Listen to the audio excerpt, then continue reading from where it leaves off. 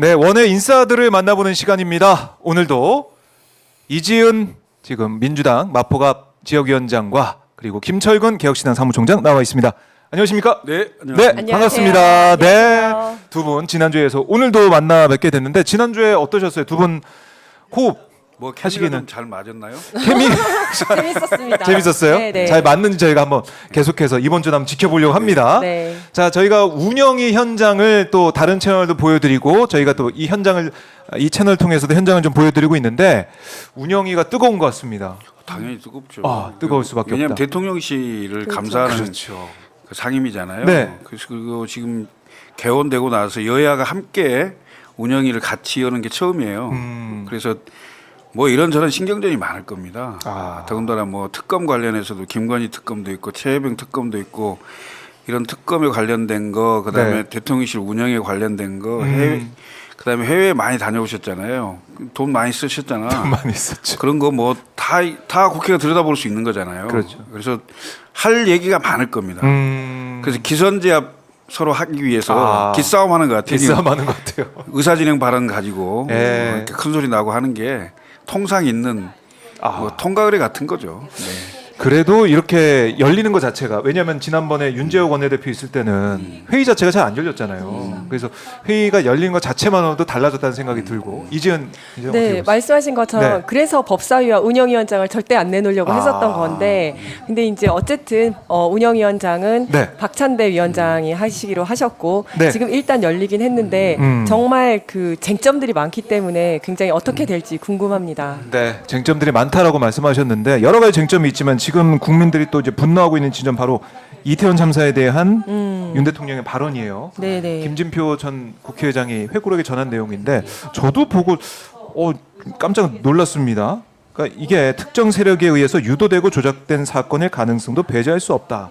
그래서 이상민 장관 함부로 물러나게 할 수 없다. 뭐 이런 취지의 얘기를 한 것 같은데 이지은 위원장은 어떻게 생각하세요? 저는 제일 처음에 이 얘기를 딱 들었을 때 네. 그 말 자체를 잘 이해를 못했어요. 사람이 죽었는데 이게 조작이 됐다고? 그랬는데 그 정확한 이제 그 워딩이라든지 그 보안 설명들을 듣고 난 다음에 네. 굉장히 분노를 했습니다. 너무 말도 안 된다. 유튜버가 이런 얘기를 했다는 것도 말이 안 되고 그거를 대통령이 믿고 얘기했다는 것도 말이 안 된다라고 생각을 했는데 좀 더 생각을 하다 보니까 네. 윤 대통령이라면 그렇게 생각할 수도 있었겠다라는 생각이 들더라고요. 손바닥에 왕자 쓰면 왕 된다고 생각하신 분이잖아요. 그래서 누군가가 계속 자기가 믿는 사람이 그런 얘기를 하면 믿으실 수도 있겠다. 예. 그리고 김진표 의장님 같은 경우에는 거짓말을 할 이유가 전혀 없으신 분이고 또 회고록에 지금 이런 검찰 정권에서 회고록에 약간의 거짓말만 썼어도 바로 압수수색 들어오고 네, 수사 기소까지 일사천리로 갈 건데 네. 이걸 그렇게 거짓말이었으면 썼을까 이런 생각이 들더라고요. 예. 그래서 지금은 말씀을 하셨다라는 쪽으로 많이 기울어져 있습니다. 저는 네. 윤 대통령이 실제 그런 말씀을 하셨을 것이다. 그렇죠. 이제 만약에 거짓말로 지어냈다면은 네. 법적인 대응 바로 했을 것 같은 느낌도 그쵸. 드는데 법적인 대응도 안 하고 김진표 전 의장도 유감 표명했지만 이 말 자신이 이렇게 책에 적은 말이 잘못됐다, 거짓이다, 과장됐다 이런 데도 얘기는 또 안 했어요. 네. 그러니까 이 말은 진짜다라고 대신 확인은 해준 셈이 됐는데 김철근 사무총장 어떻게 보셨어요? 일단은 그럴 개연성이 충분히 높다.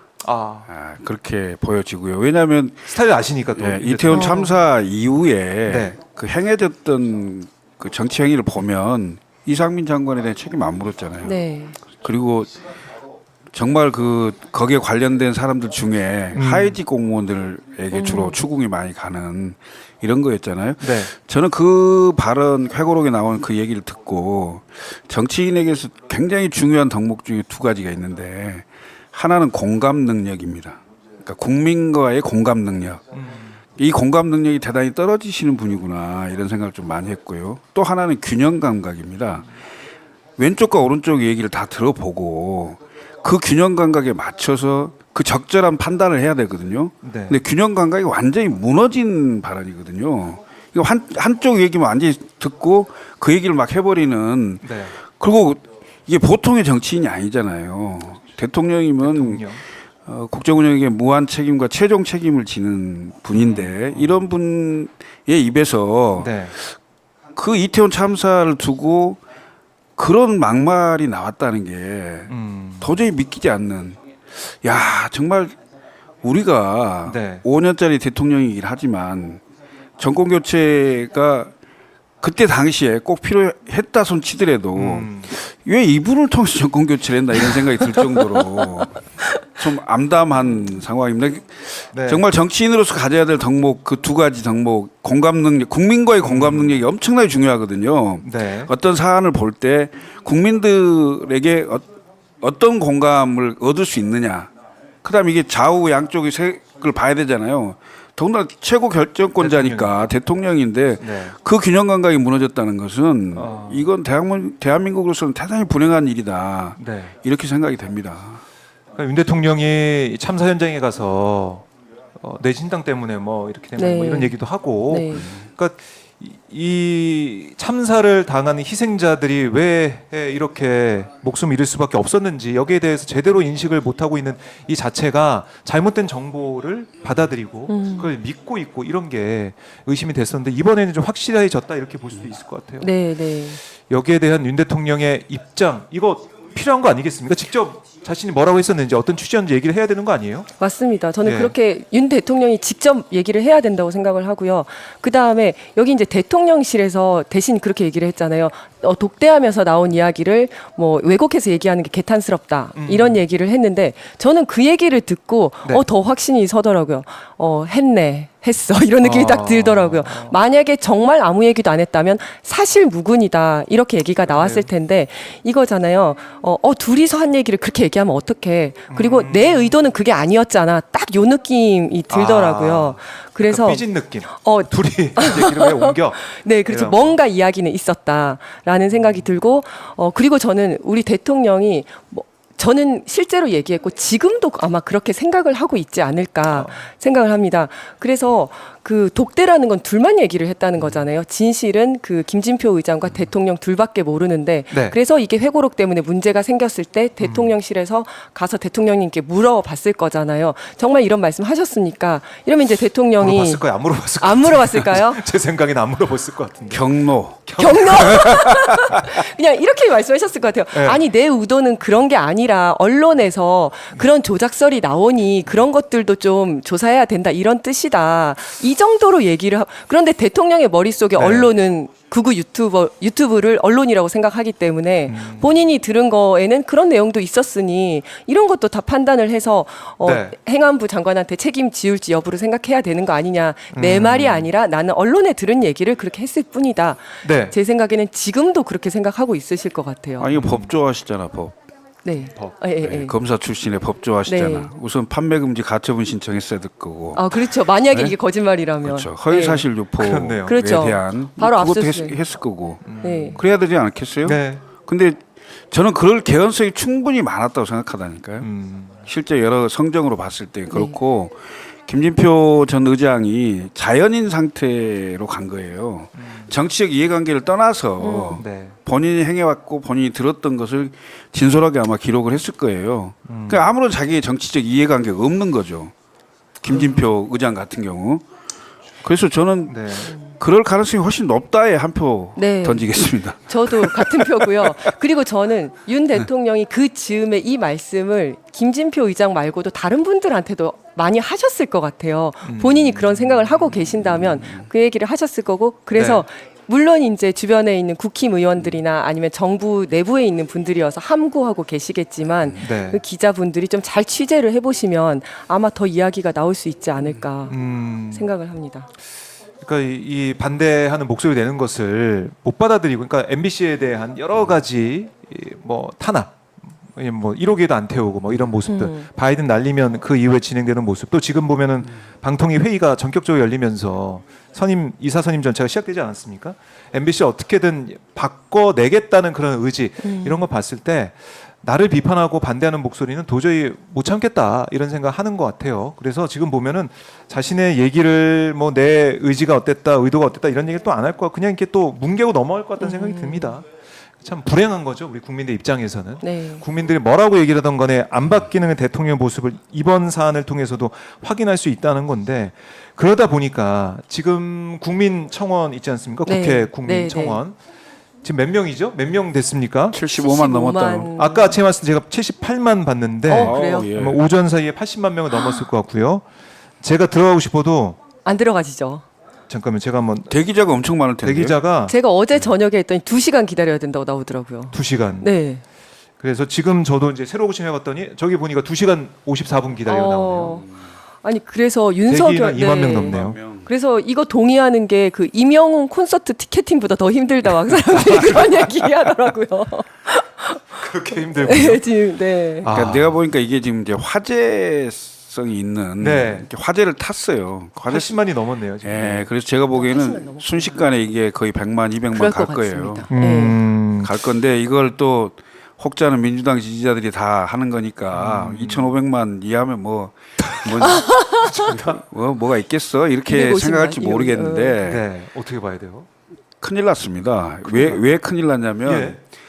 정치하시는 분들이 국회에서 정치인의 발언으로 탄핵을 얘기하기가 굉장히 어렵습니다. 그렇죠. 더군다나 국회의 그 상임위의 정식 회의에서 그런 얘기를 하기가 쉽지가 않아요. 왜냐하면 정치인은 본인의 또 부담이 있겠고, 네. 그다음에 아무리 야당이라고 하더라도 그게 정치적 후폭풍이 어떤 방향으로 갈지 네. 모르기 때문에 부담이 생겨요. 네. 그래서 그거에 대해서는 굉장히 조심하고 말을 잘 안 찾아요. 그런데 지금 저게 5만이 넘으면 해당 상임위 회부가 됩니다. 네. 회부됐습니다. 그래서 이미 법사위 회부가 네. 됐습니다. 네, 네. 그래서 법사위 정식 회의에서 탄핵에 대한 청원을 회의를 안 할 수 없습니다. 그러면 국회의 공식적인 법사위 회의에서 대통령 탄핵에 관한 청원을 논의해야 된다는 거예요. 이게 분기점이에요. 달라진 상황입니다. 국회에서 공식적으로 논의하는 상황이 됐다. 그렇습니다. 이건 굉장히 중대한 사안이거든요. 근데 이 부분에 대해서 네. 숫자가 얼마 안 된다, 뭐 몇 프로 안 된다 이렇게 자꾸 생각을 하는 것 같은데 저는 상황이 아주 달라지고 있다. 예. 그리고 거기서 탄핵이라 하면 결국 헌법과 법률의 중대한 위반 행위잖아요. 그 위반 행위에 대해서 이것저것들이 나올 수가 있어요. 예? 본인에 관련된 문제가 있을 수도 있고 네. 여사에 관련된 문제가 있을 수도 있고 이런저런 의혹들을 제기할 거란 말이죠. 그럼 결국 그런 문제가 제기되면 국민 여론은 더 왜 특검 안 하냐, 네. 특검 해야 되는 거 아니냐 이 여론이 더 커질 거고 본인이 특검해서 국정농단 사건의 수사팀장을 해봤잖아요. 그래서 국정농단에서 뭐가 핵심 키워드인지 알 겁니다. 그래서 계속 막는 거고 제일 큰 게 직권남용이잖아요. 그 직권남용. 네. 본인이 또 만든 거 아닙니까? 경제 공동체. 네? 그렇죠. 본인이 만든 박근혜 최소한. 법리를 쉽게 벗어나기 쉽지 않을 수도 있어요. 그러니까 이런 게 결국은 국회 공식 회의에서 탄핵이 논의되고 그 탄핵의 근거로 헌법과 법률을 위반한 중대한 그 사유에 대한 의혹들을 계속 제기할 거란 말이죠. 네. 그럼 국민적 의혹이 커지는 거고 국민적 의혹이 커지면 이건 대통령과 관련된 거라고 한다면 이건 당연히 특검이죠. 그러지 않겠어요? 그렇죠. 그 요구는 더 커질 거고요. 이걸로 어떻게 보면 분수령이 되고 있다라는 저는 말씀이시고. 그 가능성이 높아지고 있는 거고요. 예. 더군다나 그 특별하게 지금 그 총선도 끝났고 다음 선거까지는 2년이 더 남았고 이런 상황에서 국정운영 동력의 탄력을 받게 할 만한 그런 아이템이나 그런 전략도 없어요. 이 정부가. 사실은 지난달에 한번 썼죠. 액트지오 얘기하면서. 네. 동해 석유 대박. 네. 실패한 카드로 드러났습니다. 네. 카드를 딱 꺼냈는데. 그렇죠. 저는 그렇게 보여요. 그래서 굉장히 국정운영을 하는데 힘겹게 가지 않겠나 이런 생각이 듭니다. 그래요. 위원장님 어떻게 네, 보세요? 저는 이 국민의 분노를 굉장히 중요하게 생각을 해야 된다 네. 생각을 하는데 사실은 국가의 첫 번째 책무가 국민의 생명과 안전을 보호하는 거지 않습니까? 그런데 그거에 실패를 한 거죠. 군대를 갔는데 해병대원이 사망을 했고 또 서울 한복판에서 159명이 사망을 했고 그런데 이것만 하더라도 국민들은 화가 날 수 있어요. 하지만 그것만으로는 이렇게 큰 분노가 생기진 않을 겁니다. 그런데 이렇게 국가가 잘못했음에도 불구하고 자신의 책무를 다하지 못했는데 자신의 잘못을 반성하거나 되돌아보기는커녕 네. 특정 세력 운운하면서 마치 이것이 조작된 것처럼 이야기를 하는 데서 국민들의 분노는 폭발을 했다 이렇게 생각을 하거든요. 그래서 이 뻔뻔하고 자신의 잘못을 전혀 반성하지 못하고 죄책감 없는 정부에 대해서 분노가 폭발을 했다라고 생각을 하고 저는 그래서 이게 좀 분수령이 될 수 있을 거다 생각을 합니다. 그래서 아까 말씀하신 것처럼 지금 이제 법사위로 넘어갔는데 네. 여기에서 이제 이 청원의 타당성이 인정이 된다면 본회의로 부의를 해야 됩니다. 물론 본회의로 가더라도 예. 탄핵 절차는 완전히 별개의 별개죠? 네, 네, 별개의 3분의 2. 절차이긴 하지만 이게 계속 이제 이슈를 끌고 갈 수 있을 것이고 그다음에 또 법사위 안에서 이 청원의 타당성 여부를 판단하는 데 있어서 조사를 계속 하게 될 거잖아요. 그래서 뭐 현안 청문회도 할 수 있다 뭐 이런 얘기 그렇죠. 하더라고요. 법사위에서는 네, 네. 또. 여기서부터 다시 시작이 어. 된다고 생각이 됩니다. 네. 보면은 여기에 청원하는 이유에 보면은 양평 고속도로 얘기도 있고 네. 뭐 명품백 뭐 주가 조작 이런 것도 다 이제 들어가 있는 걸로 보이는데 후쿠시마 오염수 후쿠시마 문제도 오염수도 들어가 있고. 있고요. 네. 여러 가지 사안들이 총망라해서 이걸 가지고 또 청문회까지 할 수도 있을 것이다. 네, 네. 야, 그러면은 이 국민들의 여론이 계속해서 윤 대통령 언제 내려오나 여기에 모아질 수도 있겠네요. 계속해서 이제 보도가 되고 국민들이 관심을 가질 거 아닙니까? 그러니까 그 박근혜 국정농단 사건 때 2016년 10월 달 예. 세 번째 주의 여론조사 당시 갤럽 여론조사를 보면 25대 54입니다. 아, 그러니까 이게 잘한다가 25, 그다음에 뭐 못한다가 54인데 네. 그 일주일 뒤에 17대 74로 바뀌어요. 그렇게 확 예. 변화가 있거든요. 지금 총선 이후에 최하로 떨어졌던 게 21이었습니다. 네. 그 뒤로 이제 25, 26 뭐 이렇게 횡보하고 있는 상황인데 여기서 크게 나는 벗어나기 쉽지 않을 거예요. 네. 그런데 이른바 스모킹 건이라고 할 수 있는 뭔가가 하나 나온다면 그건 걷잡을 수 없는 상황이 되는 거겠죠. 근데 그 스모킹 건이 뭐가 될지 뭐가 될지. 저는 최혜병 특검이 될 가능성이 상당히 높아지고 있다. 왜냐하면 여러 가지 무능하고 뭐 잘못하고 이런 많은 문제들이 있지만 결국 헌법과 법률의 중대한 그 위반 행위 네. 이를 딱 끌어내려면 결국 특검이 예. 가야 되겠죠. 특검을 하지 않으면 그걸 끌어내기 쉽지가 않으니까. 네. 근데 내가 보면 특검을 안 받을 수 없는 상황이 돼가고 있어요, 점점. 왜냐하면 국민의힘 내부에서도 예를 들면 한동훈이나 뭐 이런 이제 그 당권 후보들도 네. 어떤 방식으로든 해야 된다라는 취지 얘기를 하는 거거든요. 네. 물론 그게 시간 끌기 꼼수가 아니라면 당장 당신 의견에 동의하는 의원들 10명이면 새로운 네. 법안 발의할 수 있으니 당신이 원하는 대로 발의를 한번 해봐라. 그럼 본회의 수정안 내서 거기서 협상을 해서 할 수도 있으니까. 그렇지 않습니까? 특검을 할 수 있다면 네. 저는 그렇게라도 진정성을 보여준다면 또 다른 문제지 않겠나 이렇게 생각하고요. 하반기 국회 그다음 내년 상반기까지 대격변이 예상되는 상황입니다. 한 치 앞을 내다보기 힘들어요. 사실은. 네. 왜냐하면 이게 기본적으로 소수 여당일 경우 국회를 운영할 때는 야당에 대해서 배려하고 그다음에 대통령이잖아요. 네. 5년간 내가 이 나라를 어떻게 이끌려고 하는데 내가 뭘 하고 싶은 게 있을 거 아니야. 하고 싶은 게 있으면 야당이 반대해요. 네. 그 반대를 설득해야 될 거 아닙니까? 네. 그러면 당근도 주고 채찍도 주고 하면서 내가 원하는 걸 해보려고 할 거 아니에요. 근데 중요한 건 윤석열 대통령이 이 나라를 위해서 하고 싶은 게 없다는 거야. 그게 다행일 수도 있어요.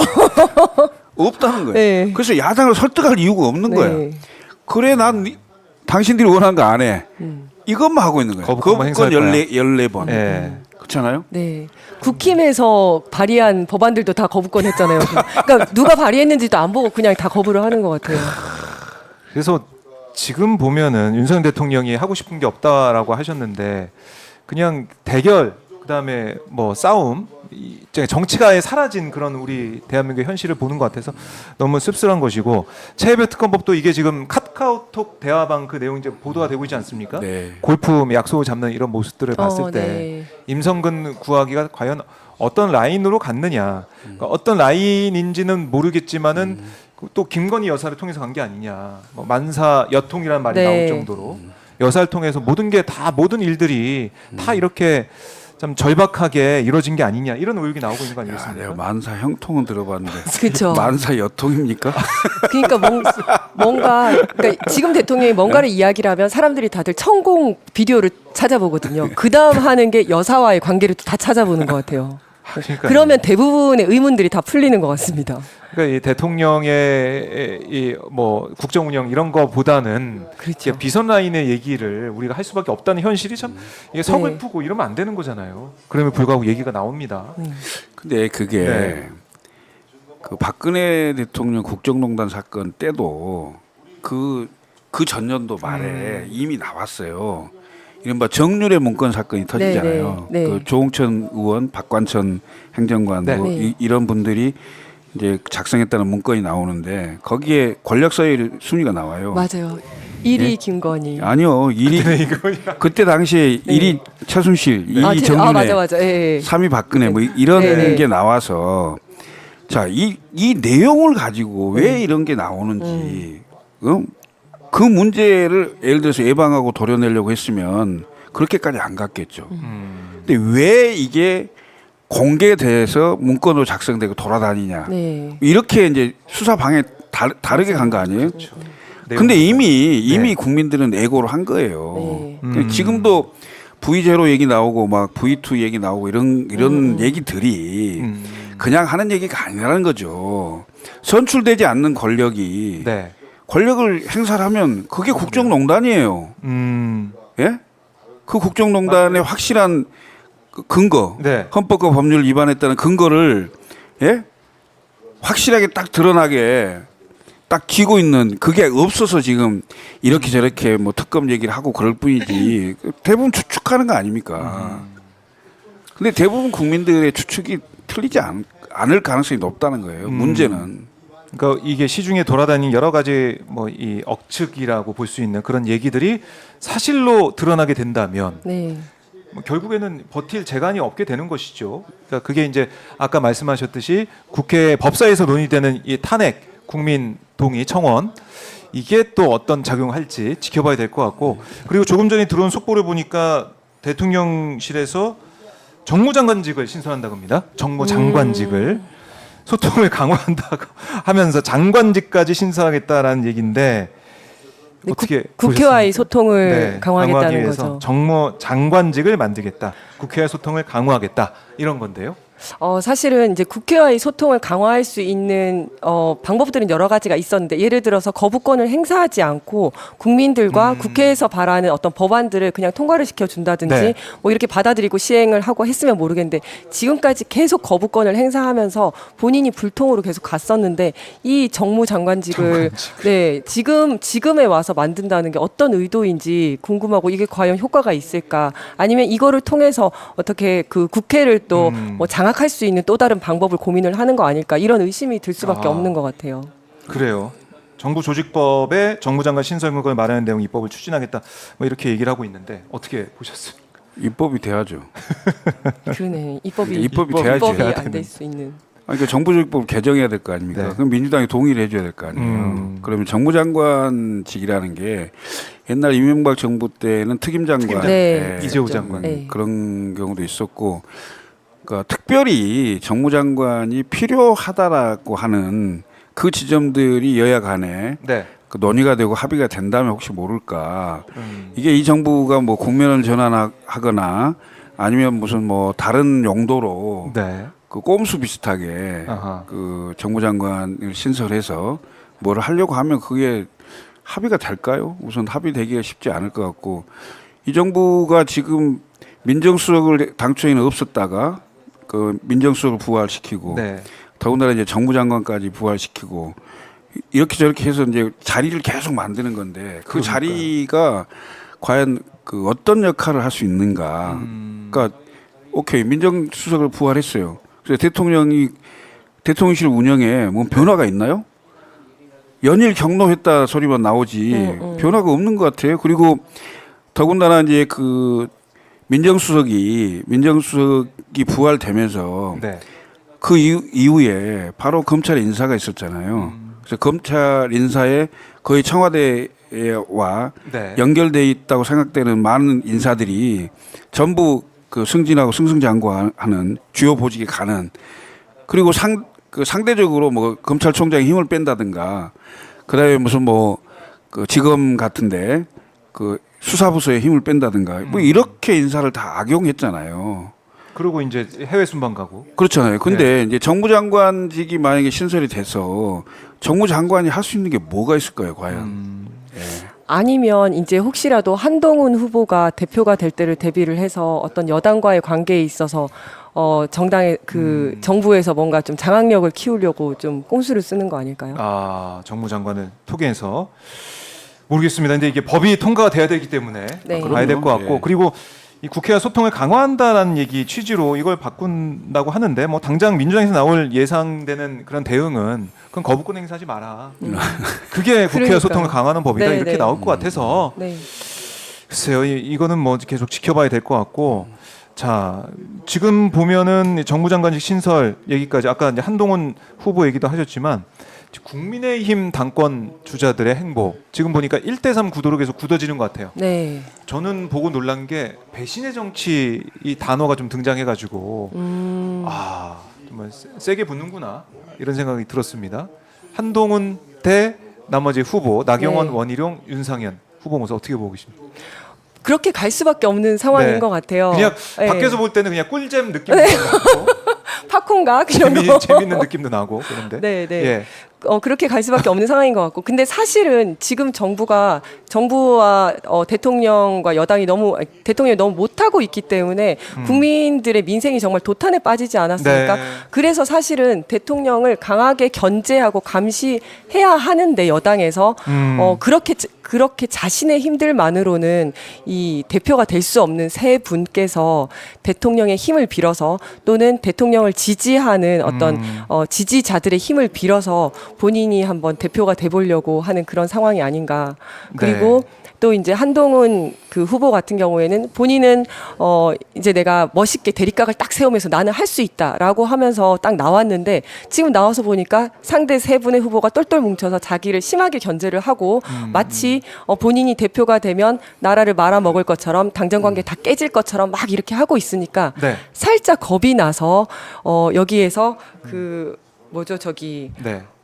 그런 말, 이태원 조작설과 관련해 가지고 대통령이 그런 말 안 했을 것 같다 이런 식으로 살짝 저쪽으로 가는 뒤늦게 구애를 살짝 한번 해보는 그런 제스처를 보내는 거 아닐까 이런 생각을 좀 했습니다. 예. 네 명의 주자 행보는 어떻게 보고 계십니까? 그 재밌는 팁이 있는데 팁. 예, 그걸 좀 제가 말씀드리면 국민의힘의 큰 당내 선거를 한번 보세요. 당신과 민심이 항상 불일치했습니다. 이준석 대표 될 때. 이준석 대표 될 때도 그렇고요. 윤석열 대통령 후보 당선될 때도 민심은 홍준표였고 당심은 윤석열이었습니다. 맞아요. 예. 기억나요. 그다음에 경기도지사 후보 때 민심은 유승민이었는데 당심은 김은혜였어요. 그것도 어마어마한 차이가 나요. 그러니까 민심은 거의 6대4 정도로 네. 유승민이 앞섰다면 당심은 7대3 정도로 김은혜가 앞서는 이런 상황이 돼서 뒤엎어졌거든요. 네. 그래서 지금 뭐 여론조사를 가지고 자꾸 한동훈 뭐 어대한 뭐 이런 얘기를 하던데 그 여론조사와 실제 투표는 엄청 다를 것이다. 이렇게 저는 예측을 하고요. 우선 8대2. 8대2. 20%가 여론조사잖아요. 네, 네. 네. 그다음에 이제 실제 찍는 그러니까 당원들이 한 80만 정도 될 거예요. 제가 보기엔 책임 당원이라 한 80만 정도 될 네, 건데 맞습니다. 이 80만의 거의 한 40%에서 42% 정도가 영남에 있습니다. 그래서 비중이 훨씬 그쪽이 크고요. 이런 걸 보면 민심과 당심이 지금까지 쭉 일치해오지 않았던 것을 보면 이번 선거도 지금 여론조사상으로 자꾸 한동훈이 우세하다고 얘기하는데 실제 표를 까면 깜짝 놀랄 정도로 달라질 수 있다. 뭐 그런 생각이 들고요. 설령 1등을 한동훈이 하더라도 과반 넘기는 쉽지 않을 것이다. 이렇게 보여집니다. 예. 후보가 뭐 4명이나 나와 있으니까 예, 그러기도 하고 쉽지 이제 않다. 결국은 결선을 가게 되겠죠. 결선을 가게 되면 뒤집힐 가능성이 크겠죠. 왜냐하면 윤석열 대통령이 앞으로 3년을 더 집권해야 해야 됩니다. 되니까. 이 상황에서 윤석열 정부가 무너질 거에 대한 두려움을 갖는 보수층 당원들이 많을 거예요. 박근혜 트라우마라고 네, 보시면. 그런 게 강할 수 있어요. 그러면 그 이제 결선 투표 갔을 때 3위 후보가 1위 후보랑 같이 붙을 가능성은 없을까요? 여기 뭐 민주당이 아니니까. 아마 뭐 지금 나경원 원희룡 연대설이 계속 나오고 있긴 하던데 네. 결선 가면 어떻게든 한동훈 위원장을 저지하기 위한 그런 포석이 좀 나올 것 같다는 생각도 들고, 그러니까 배신의 정치라는 단어 이렇게 쓰더라고요. 진짜 원희룡 네. 후보나 윤상현 후보 배신 뭐 이런 단어를 좀 쓰고 있던데 유승민 의원 뭐 사실은 그동안 보면은 배신자 이제 프레임을 그렇죠. 못 벗어나서 더 이상 네. 국민의힘에서 힘들다 이런 얘기 나오고 있는데 그 프레임을 가져다 쓰는 것 같아요. 지금 네. 보니까 한동훈 위원장한테 이게 근데 당원들한테 그만큼 효과적일 수 있다라는 거 아니겠습니까? 왜냐하면 예. 이게 대통령 임기가 너무 많이 남아 있어요. 많이 남아 있고 한동훈 그 비대위원장이 네. 사실은 총선 때 비대위원장을 했잖아요. 그렇죠. 아니 대통령하고 대립각을 세우려면 그때 대립각을 세워서 총선을 좀 의석수를 많이 얻든지요. 그때는 폴더 인사하고 그러네. 이른바 윤석열 대통령이 쳐놓은 울타리에 한 걸음도 밖으로 못 나오고 김건희 특검 얘기는 뭐 얘기도 못 하고 네. 이러면서 그냥 결국은 실패했잖아요. 실패했는데 네. 본인이 다시 나온 이유가 실패 이후 2달 동안 윤석열 대통령이 하는 거 보니까 변화가 없더라. 그래서 나라도 나와봐야 되겠다 이렇게 얘기하는데 그게 명분이 되냐고요. 예? 그렇네요. 근데 어대한이라는 걸 언론에서 계속 얘기를 하면서 뭐 여론조사 추이도 앞서가는 네. 걸로 나오지만 실제 뚜껑 열어보면 달라질 것이다. 또 지금 많이 남았어요. 전당대회까지. 지금 20여일 남아 있기 때문에. 근데 저는 네. 이제 나머지 세 분의 연대가 결국은 그들 스스로 할 수 없기 때문에 윤심에 기대어서 가는 연대이기 때문에 윤 대통령의 지지율, 윤 대통령이 어떻게 하느냐에 따라서 네. 이 구도는 계속 변할 수 있다고 생각을 아하. 하고요. 네. 지금 또 뭐 이태원 조작설이라든지 이런 것 때문에 윤석열 대통령의 지지율이 또 떨어질 게 또 이렇게 예상이 되지 않습니까? 네. 그거에 따라서 또 달라질 수도 있다라고 생각을 하고 그래도 변수는 있는 게 네. 이게 이제 저는 그 1차 투표까지는 일단 그 뭐 단일화는 안 할 거라고 생각을 하거든요. 어떻게 될지 모르겠지만 특히 나경원 후보 같은 경우에는 그 전에도 한번 당 대표를 나왔다가 연판장 때문에 한번 이렇게 완주를 못하지 않았습니까? 그래서 이번에는 또 뭐 다른 것 때문에 연대를 한다든지 이러진 않을 것 같고 1차 투표는 끝까지 가지 않을까 이렇게 생각을 하는데 또 이제 중간에 윤 대통령이 가지고 있는 뭐 예를 들어서 캐비넷이 열린다든지 아니 뭐 이런 일들이 있으면 그 이제 또 다른 보이지 않는 손들이 좀 힘들이 작용을 하면 어떻게 될지는 네. 모르겠다. 네, 여러 가지 변수들이 좀 있을 것 같습니다. 변수들이 있다. 개혁신당에서는 누가 되길 바라나요? 누가 되길 바랄 사람은 없습니다. 누가 되든 상관없다. 이 기족에서 유지하고 계십니다. 그래요. 근데 이제 국민의힘 레이스, 이 당권 레이스와 민주당을 좀 비교하면 민주당이 뭐 재미가 없다, 흥미가 좀 떨어지는 거 아니냐, 흥행 요소가 너무 부족하다 이런 얘기도 나오고 있는 것도 사실이죠. 네. 어떻게 보십니까? 민주당 저는 대해서는? 그 네. 재미가 없다는 것은 그 흥행에 실패할 것 같다는 거는 실패하기를 바라는 사람들이 하는 거 아닌가 이렇게 생각하고 예. 사실 이제 국힘이 너무 흥미진진한데 팝콘 각인데라고 하는데 밖에서 보는 사람은 그렇지만 정작 그 안에 있는 사람들은 네. 막 물고 뜯고 막 지금 난리일 것 같거든요. 아. 그 안에 있는 사람들은 연락 많이 받으시죠? 지금 최고위원 출마하시는 분들 연락 많이 받으시죠? 맞습니다. 그래서 사실은 대표 민주당 대표 선출과 관련해서 네. 바깥에서는 어차피 재미없다라고 하더라도 안에서는 굉장히 평화롭습니다. 평화롭고 네, 그다음에 그 최고위원과 관련해서는 지금 이제 막 여기저기서 한 10분 정도 나오실 것 같은데 여기저기서 이제 선거 운동도 하고 계시고 또 이제 저희들은 기준이 있지 않습니까? 누구를 뽑을 것인가 했을 때 네. 어떻게 하면 이 정권과 싸우든 설득을 하든 이 정책 기조를 바꿀 수 있을 만한 네. 그런 최고위원을 뽑자 이런 아. 생각을 하고 있기 때문에 그런 기준에서 이제 보고 있습니다. 네. 자, 여기 하고 싶은 말씀이 많을 것 같은 우리 김철근 사무총장. 저는 이재명 대표가 당 대표에 출마 안 해야 된다고 생각합니다. 왜냐하면 우선은 민주당이 제일 하고 싶은 게 정권 창출 아니에요? 꼭 이재명을 통해서 정권 창출해야 됩니까? 그건 아닐 거 아니에요. 저는 민주당이 일극 체제가 완성되는 상황이 되면 당내에 다양한 목소리가 안 나올 거고, 당내 다양한 목소리가 없으면 중도를 흡입할 수가 없어요. 그럼 결국은 의회의 다수당으로 의회를 지배할지는 몰라도 네. 대통령을 잡기는 어려울 거예요.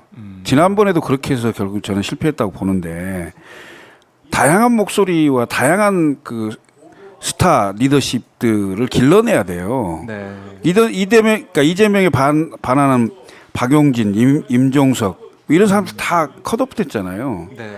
근데 지금 완전 그립감이 세져서 나가면 무조건 되는데, 자 무조건 당 대표하고 뭐 이렇게 야당의 대표 주자는 했지만 대통령이 안 됐던 두 번이나 출마했던 이해창 전 총재처럼 될 거냐? 네. 아니면 문재인 대통령처럼, 예? 심지어는 김종인 비대위 대표까지 영입을 네. 해서 대표직을 주고 본인은 대표 연임 안 했잖아요. 예?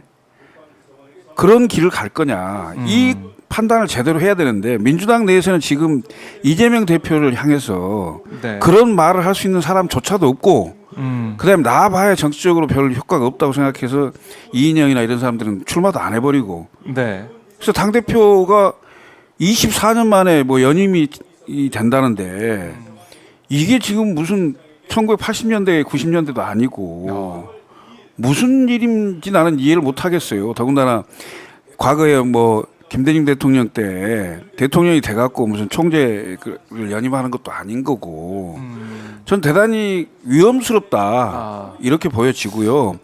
그리고 그걸 막 또 입이 침이 마르도록 찬양을 하고 무슨 심지어는 이제 민주당의 아버지까지 나와버렸는데 국민들이 그렇게 바보가 아닙니다.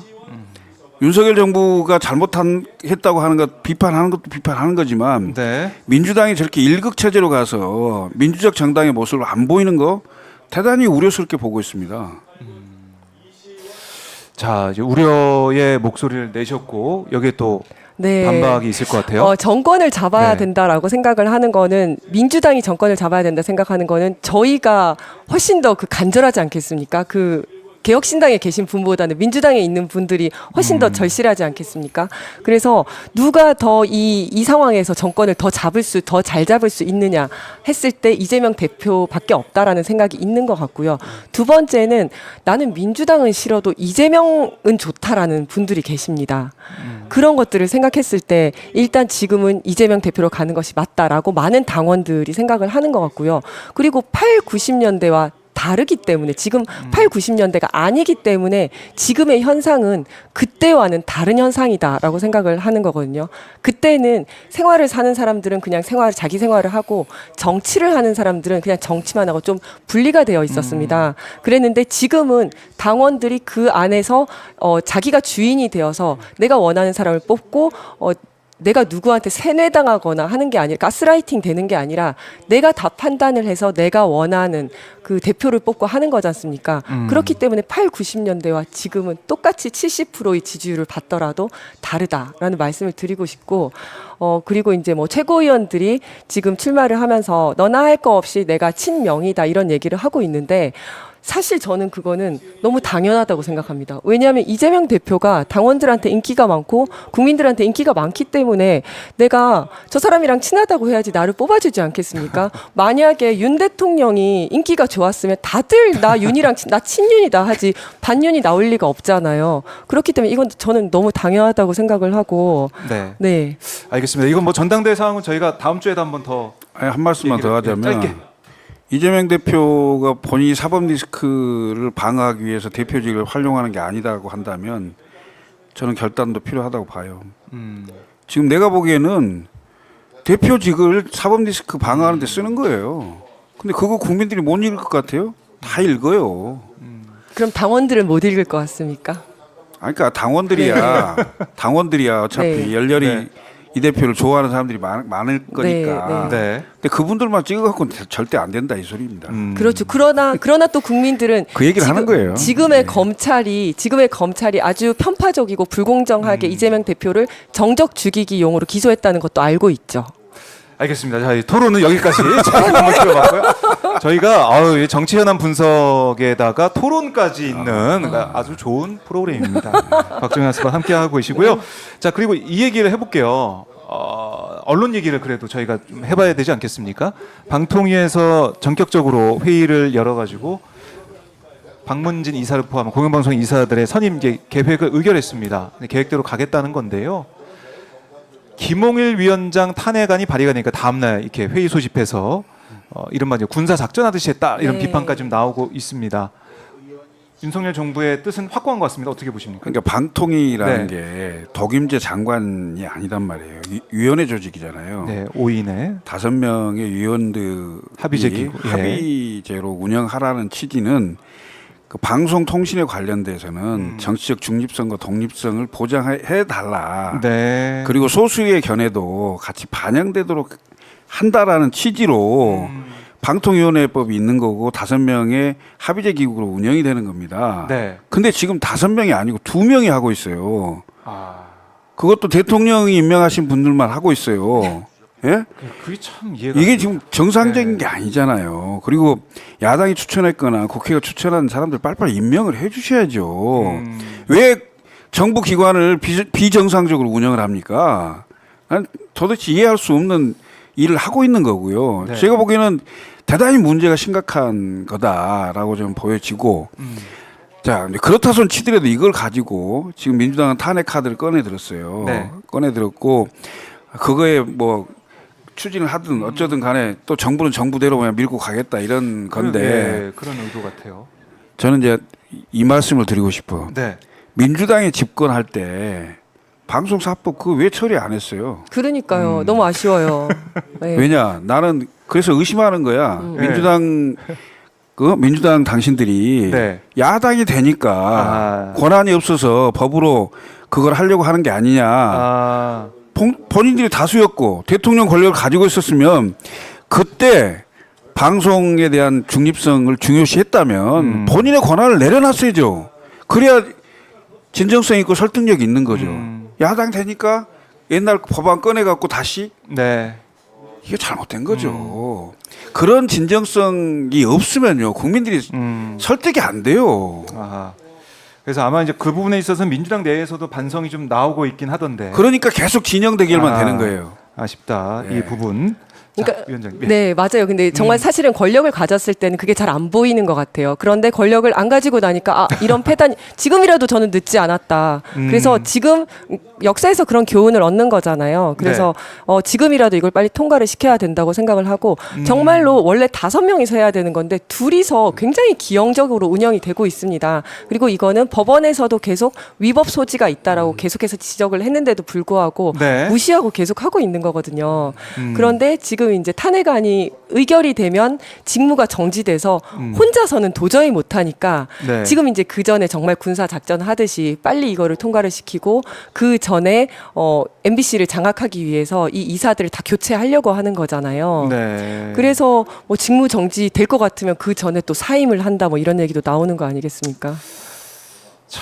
그러니까 지금 보면은 KBS, YTN, 그다음에 이제 MBC까지 이렇게 되면은 이른바 이제 뭐 장악이 된다. 뭐 이렇게 볼 수밖에 네. 없는 것 같은데 국민들 어떻게 판단하게 될지 이제 국회를 놓고 보면은 국회가 지금 여야 합의로 해야 된다. 관례대로 해야 되는 거 아니냐 이렇게 얘기를 하고 있는데 방통위는 왜 관례도 있고 또 합의제 기구라고 하는데 그렇죠. 왜 합의제 기구를 운영 안 하고 있는지 국회만 왜 관례를 따지고 뭐 합의로 해야 되는 거 아니냐 이런 얘기를 하고 있는지 이것도 국민들이 이해 못하는 부분이죠. 아니, 그러니까 방송을 장악한다고 장악되지가 않아요.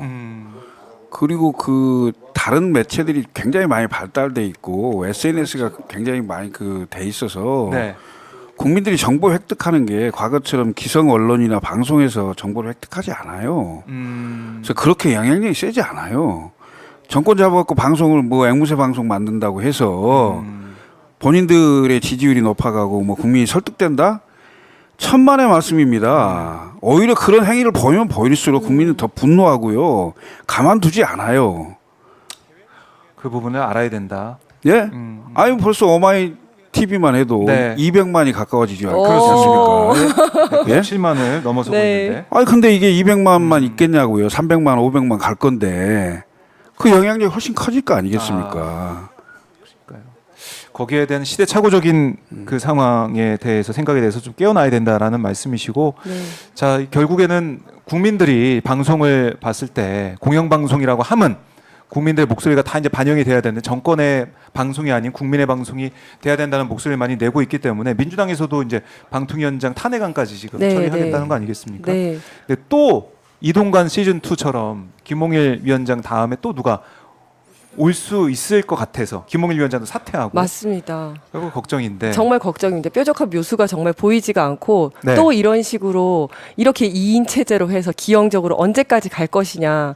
그리고 또 이제 방통위법을 사실은 방통위법이 국회에 나와 있으면 그걸 좀 존중을 해야 되는데 그러지 않고 오히려 그 전에 이렇게 빨리 뭔가 해결을 할 것처럼 하는데 네. 이 법안이 통과가 되더라도 또 이제 거부감이 우려가 되는 거부감이 거죠. 있죠, 또. 예. 그래서 사실은 이 뾰족한 묘수가 보이지 않는다는 점이 더 좀 걱정입니다.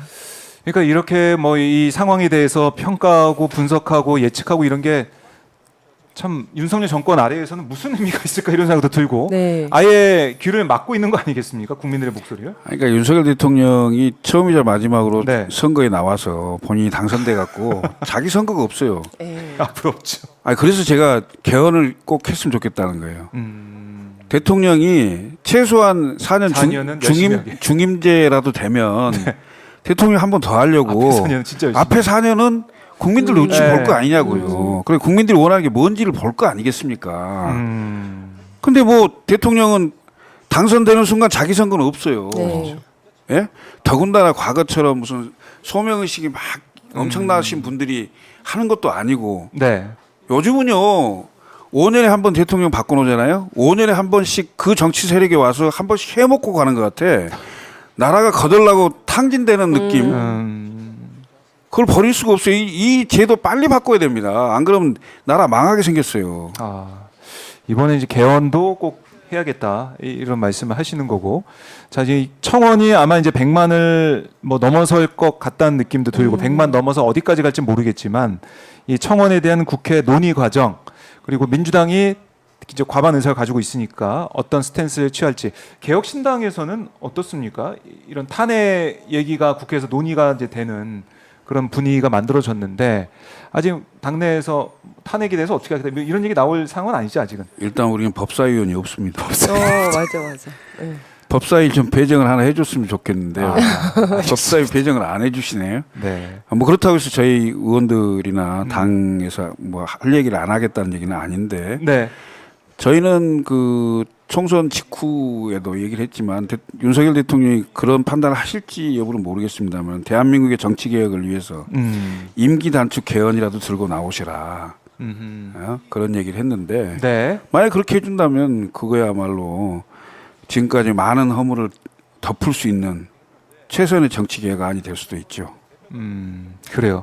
민주당에서는 저는 잘 네. 모르겠습니다. 왜냐면 뭐 민주당의 입장은 전 잘 모르겠고요. 저는 사실은 이제 개헌 논의가 지금까지 몇 번 있지 않았습니까? 방금 말씀하신 그 중임제까지 합쳐가지고 근데 개헌 논의가 시작이 되면 이게 정말 블랙홀처럼 다른 이슈들을 다 잡아먹다 보니까 네. 예, 이게 또 이러다가 그 지금 우리가 해결해야 되는 최상병 특검법부터 시작해서 여러 가지 문제들을 제대로 해결하지 못한 채 거기에 그냥 빨려 들어가는 거 아닌가라는 걱정도 좀 있습니다. 네. 그래요. 근데 결국에는 정치는 정치인이 하는 것 같아도 정말 국민들이 하는다 이런 생각이 들기 때문에 이 국민청원 지금 보니까 아직 저는 못 들어가고 같고 저쪽에도 못 들어가고 있는데 25,000명이네요. 기다리고 있어요 저기서 아직도. 대기 시간 1시간 45분. 이 뜨거운 야. 모습 이게 과연 이른바 이제 일부 국민들의 그 목소리로 치부할 일이겠느냐. 정말 분노를 한 것 같아요. 너무 뻔뻔하다. 예. 이 불길을 잘 캐치하고 변해야 된다. 정권이 변하지 않으면은 박근혜 국정농단 사태 뭐 시즌 2가 될 가능성도 있다. 네. 이런 생각을 해보게 됩니다. 자, 다음 주에 또 어떤 상황, 현안 변화가 있을지 모르겠지만은 내일 또 6월 임시국회 대정부 질문을 포함해가지고 최혜병특검법도 통과가 되고 네. 어떤 또 정치 현안 변화가 있을 테니까요. 다음 주에도 두 분 모셔서 말씀을 더 들어보고 분석해 보도록 하겠습니다. 자, 두 분 고생 많으셨고 네. 잠깐의 토론하시느라 또 고생 많으셨고 다음 주에 또 뵙도록 하겠습니다. 고맙습니다. 예, 네, 감사합니다. 감사합니다.